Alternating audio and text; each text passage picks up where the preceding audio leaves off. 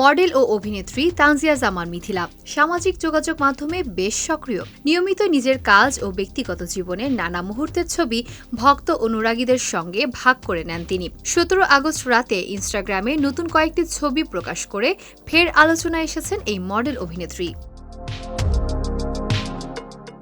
মিথিলার প্রকাশ করা ছবিগুলো মূলত এশিয়ান সুইম উইকের ফটোশুটের। ছবির ক্যাপশনে তিনি লিখেছেন, এশিয়ান সুইম উইক। ফুকেট থেকে তোলা এসব ছবিতে মিথিলার সঙ্গে আরও কয়েকজন মডেলকেও দেখা গেছে। লাল বিকিনিতে ফটোশুটে অংশ নিতে দেখা যায় তাকে।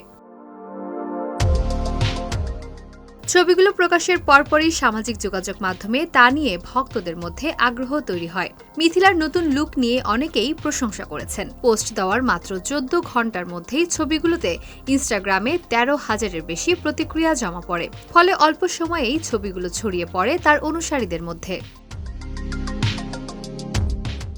মডেলিংয়ের পাশাপাশি অভিনয়েও নিজের অবস্থান তৈরি করেছেন মিথিলা। কাজের দিক থেকে তাকে সর্বশেষ দেখা গেছে রকস্টার সিনেমায়। আজমান রুশুর পরিচালনায় নির্মিত সিনেমাটিতে তিনি ঢালিউডের জনপ্রিয় অভিনেতা শাকিব খানের সঙ্গে কাজ করেছেন।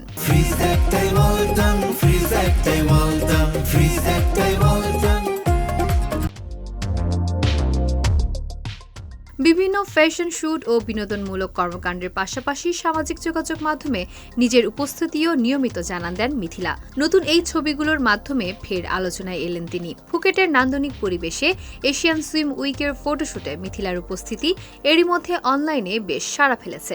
নতুন ছবিগুলো ঘিরে ভক্তদের আগ্রহও দেখা যাচ্ছে।